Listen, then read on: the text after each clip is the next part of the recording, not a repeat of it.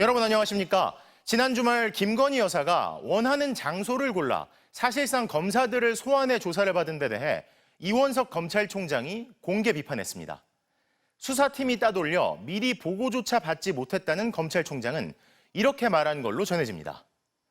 법 위에 한 사람이라도 있으면 민주공화국이 무너지는 것이다.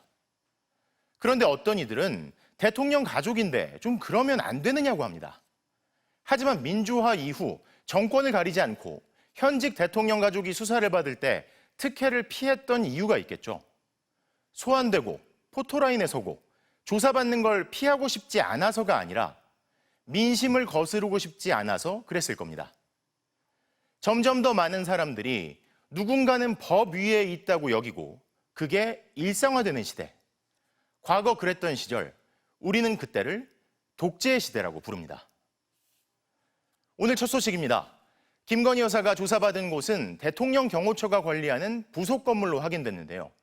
이 장소를 고른 김 여사 측은 조사 전날 오후 5시쯤에야 검찰의 장소를 알려준 걸로 전해집니다. 구민지 기자가 보도합니다. 김건희 여사를 조사한 제3의 장소는 서울 종로구 창성동의 4층짜리 건물입니다. 간판에는 경호처 안전교육원이라고 적혀 있습니다. 부동산 등기부등본에는 대통령 경호처가 관리하는 부속 청사로 나옵니다. 1989년부터 청와대가 사용해왔고 현재는 대통령 경호처가 관리하고 있습니다. 네이버 지도에는 어떤 장소인지 나와 있지 않습니다. 정문과 후문 모두 차단기나 철문으로 막혀 있습니다. 출입이 안 돼요. 여기서 출입이 안 되게 해가지고 있는데 이 건물은 그 청와대 경호처밖에 못 들어가요. 제 뒤로 보이는 건물이 김 여사가 조사를 받았던 장소입니다. 보시는 것처럼 돌담과 나무로 둘러싸여 있고요. 출입도 엄격히 통제되고 있습니다. 검찰은 협의 결과 경호와 안전상 이유로 제3의 장소에서 조사했다고 밝혔습니다. 제3의 장소를 물색하는 과정에서 검찰은 호텔 같은 상업시설에 마련된 국정원 안가는 안 된다는 의견을 제시한 걸로 알려졌습니다. 특혜 조사라는 비판이 일 것을 의식한 걸로 보입니다. 결국 조사 장소는 김 여사 쪽에서 정한 걸로 알려졌습니다. 김 여사 조사 하루 전인 금요일 오후 5시쯤에야 장소가 확정됐습니다. 조사 시간도 토요일 오후로 잡혔습니다. 토요일 오전 김건희 여사의 공식 일정은 없었습니다. 도이치모터스 주가 조작 의혹과 디올백 수수 의혹 동시 조사를 염두에 뒀는데도 검찰이 오전부터 조사하지 않고 오후로 시간을 잡은 건 의문입니다. 조사 장소와 시간을 정하는 과정에는 이창수 서울중앙지검장 등 지휘부가 주도해 김 여사 측과 의견을 나눈 걸로 전해졌습니다. 반면 이원석 검찰총장은 김 여사 조사 사실을 조사가 끝날 무렵인 토요일 밤 11시 16분에야 이창수 서울중앙지검장 보고로 알게 됐습니다. MBC 뉴스 구민지입니다. 조 바이든 미국 대통령이 결국 재선 도전을 포기하겠다고 선언했습니다. 후임으로 카멀라 해리스 부통령을 지지한다고 밝혔는데요. 선거를 107일 남기고 미국 대선 구도가 급변하고 있습니다. 김민창 기자가 보도합니다. 코로나19 확진으로 델라웨어주 사저에서 격리 중이던 조 바이든 대통령. 미국 동부 시간으로 21일 오후 1시 50분쯤 전격적으로 대선 후보직 사퇴를 발표했습니다. 그는 소셜미디어에 올린 글에서 남은 임기 동안 대통령으로의 의무를 다하는 데만 집중하는 것이 당과 국가의 최선의 이익이라며 사퇴 이유를 짤막하게 적었습니다. 그러면서 이번 주 후반에 더 구체적으로 국민에게 설명하겠다고도 밝혔습니다. 이틀 전까지 사퇴는 없다며 완주 입장을 고수했는데 대선을 불과 107일 앞두고 전격적으로 사퇴를 밝힌 겁니다. 미국 언론들은 사퇴 발표 전날 결심을 한 바이든 대통령이 측근 2명과 가족들에게만 알린 뒤 급작스레 발표했다고도 보도했습니다. I applaud President Biden's decision. I think I've said in the past, only he can make that decision. 바이든 대통령 사퇴 결심에는 건강 문제는 중요 변수가 아니었다는 게 백악관 측의 설명입니다.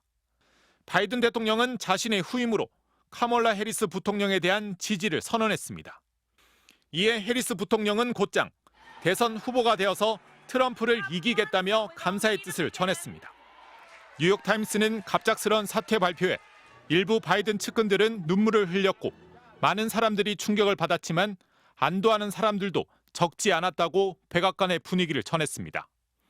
바이든 대통령과 도널드 트럼프 전 대통령의 역대 최고령 후보 간 리턴 매치로 일찌감치 예상됐던 미국 대선 구도는 당분간 혼돈의 안개 속으로 들어가게 됐습니다. MBC 뉴스 김민찬입니다. 긴 밤시 새우고 나이 20에 지은 이 노래로 청년 문화의 원형이자 저항의 상징이 된 사람. 극단 학전의 대표 김민기 씨가 지병으로 향년 73세의 나이에 별세했습니다. 그는 음악인이자 연출가였고 한국 대중문화계의 선구자였으며 자기 자신을 무대의 앞것들을 빛나게 해주는 뒷것이라 말하는 사람이었습니다. 문다영, 이정은 기자가 이어서 보도합니다. 그저 고맙다, 할 만큼 했다. 영원한 청년 김민기 학전 대표가 이 말을 남기고 어제 세상을 떠났습니다. 지난해 가을 위암 4기를 진단받았는데 암이 간으로 전이되며 병세가 악화됐습니다. 그냥 정말 그냥 고맙지. 예. 할 만큼 다 했지. 예. 네가 걱정이지. 그런 말씀 하셨어요. 1951년 전북 익산에서 태어난 고인은 서울대 미대에 입학했지만 그림 대신 노래를 만들었습니다. 7, 80년대 그의 노래들이 민주화에 대한 열망을 상징하자 군사정권은 줄줄이 금지곡으로 지정했습니다.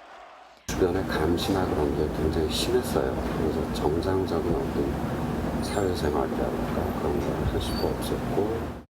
한때 공장 노동자, 농부가 돼 민중 속으로 들어갔던 그는 1991년 대학로에 소극장 학전을 열고 공연 연출가로 변신했습니다. 배울학 밭전, 배움의 밭이라는 뜻대로 학전은 문화예술계의 인재를 키워내는 못자리가 됐습니다. 저희가 건강히 좋은 시간들 선생님 덕분에 보냈던 것 같습니다. 자기를 드러내지 않으려고 했지만 그가 이렇게 놓은 거는 어마어마한 우리 문화유산의 자산이 됐죠. 그렇게 33년을 버텼지만 학전은 올해 3월 재정난과 건강 문제로 문을 닫았습니다.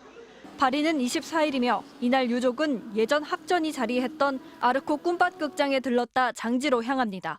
MBC 뉴스 문다영입니다. 나 이제 가노라 저 거친 광야에.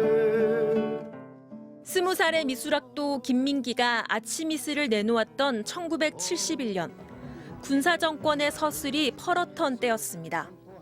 사회 분위기가 굉장히 좀 어수선했고 그런 중에 어떤 개인적인 결단이라 그럴까 무슨 그런 것을 내려야 되지 않나. 작곡을 한 그는 사상범으로 분류돼 고문을 받았고 노래는 금지곡이 됐습니다. 군사정권의 감시 속에 학교도 졸업 못했던 그는 부평의 한 봉제 공장에 취업해 일을 하며 노동자들을 위한 야학도 운영했습니다. 이 시기 노동자 부부들의 합동 결혼식을 축하하기 위해 만든 노래가 상록수입니다. 저들의 푸르른 솔잎을 보라. 역시 금지곡이 됐지만 노래는 시민들의 입에서 입으로 전해졌습니다. 91년 문을 연 학전은 이름 그대로 사람을 키워냈습니다. 김민기는 무대 위의 앞것들이 빛나도록 하는 자신을 뒷것이라 칭하며 젊은 예술가들에게 무대를 내주었습니다. 김광석, 들국화, 윤도현이 학전에서 노래할 자리를 찾았습니다. 댄스 뮤직 이런 것들로 전부 이제 갈 때 한쪽 컴컴한 그 지하 극장에서 그런 어떤 아날로그의 맥을 쭉 이어올 수 있었지 않았나.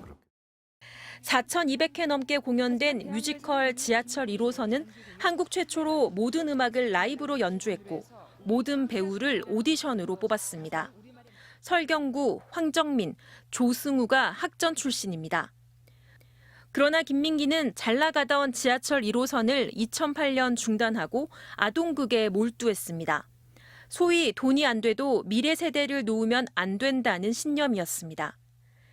이 아이들에 관한 그런 어떤 문화가 그냥 손을 놔버리면은 안 되는 거 아닌가. 쟁의의 고집을 가졌던 김민기. 이제 영원한 청년이자 뒷것으로 남았습니다. MBC 뉴스 이정은입니다. 밤새 수도권에 시간당 최고 70mm 안팎의 폭우가 쏟아지는 등 많은 비가 올 것으로 보입니다. 기상센터 연결해 폭우 상황 알아봅니다. 최아리 캐스터 전해주시죠. 네, 수도권과 강원도를 중심으로는 여전히 정체 전선의 영향을 받고 있습니다. 레이더 영상을 보시면 이 붉은 세로로 보이는 호우구름대가 이들 지역에 지속적으로 유입되는 게 보이는데요. 지금 서해상에서 또 다른 비구름도 다가오고 있습니다. 이 연천의 모습을 보시면 이미 많은 비가 내리면서 하천에 물이 불어나 있고 도로는 비에 계속 젖어 있습니다. 바람도 강해지면서 조금 전 중부 서해안을 중심으로는 강풍주의보가 내려졌고요. 내일 새벽을 기해 김포와 파주 등지에는 호우 예비특보가 발령됐습니다. 오늘 밤부터 빗줄기가 강해지겠는데요. 이 슈퍼컴퓨터 예측을 보시면 붉은색으로 보이는 호우 구름대가 새벽 동안에도 수도권과 강원도에 머무르면서 같은 지역에 계속 강한 비를 뿌리는 게 보입니다. 내일까지 예상 강우량은 경기 북부에 150mm 이상, 서울을 비롯한 그 밖의 수도권에 50에서 120mm, 강원 북부 내륙에 120mm 이상이 되겠습니다. 특히 수도권 지방은 내일 아침 출근 시간대에도 강한 비가 쏟아질 가능성이 큰데요.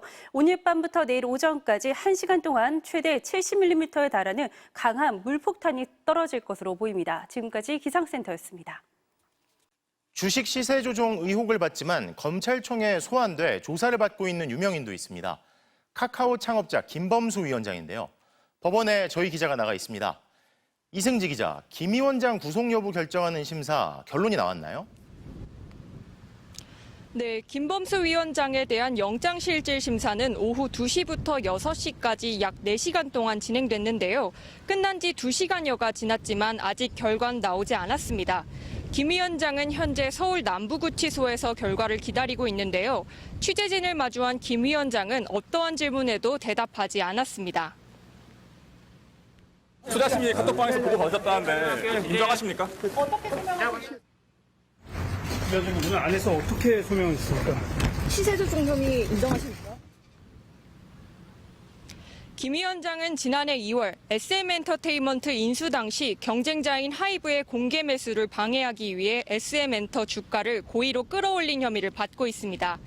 검찰은 카카오가 약 2,400억 원으로 553차례에 걸쳐 SM엔터 주식을 일부러 비싸게 매수했으며 이 과정에 김 위원장이 관여했다고 주장하고 있습니다. 네. 지금 그러면 상황이 이 구속 기로에 선 것 같은데 구속 여부가 결정이 되면 어떤 반응이 나오느냐, 또 김 위원장이 관여를 했냐가 관건인 것 같은데 김 위원장도 그렇고 카카오도 불법 행위는 없었다고 맞서고 있죠. 네, 김 위원장은 장래 매수하겠다는 안건을 보고받고 승인한 건 사실이지만 구체적인 매수 방식과 과정에 대해선 보고받지 않았다며 혐의를 부인하고 있습니다. 카카오 측 역시 김 위원장이 어떤 불법적 행위를 지시하거나 용인한 바 없다고 밝혔습니다. 시세조종 의혹 관련 수사는 지난해 금융감독원이 김 위원장과 카카오 경영진을 기소 의견으로 검찰에 넘기면서 본격화됐는데요. 김 위원장과 같은 혐의로 구속된 배재현 카카오 투자총괄 대표는 지난해 11월 구속됐다가 보석으로 풀려나 재판을 받고 있고 시세조종을 공모한 혐의로 구속 기소된 사모펀드 운용사 대표 역시 보석금 1억 원과 주거지 제한 등의 조건으로 오늘 풀려났습니다. 김 위원장의 구속 여부는 이르면 오늘 중으로 나올 걸로 보입니다. 지금까지 서울 남부지법에서 MBC 뉴스 이승지입니다.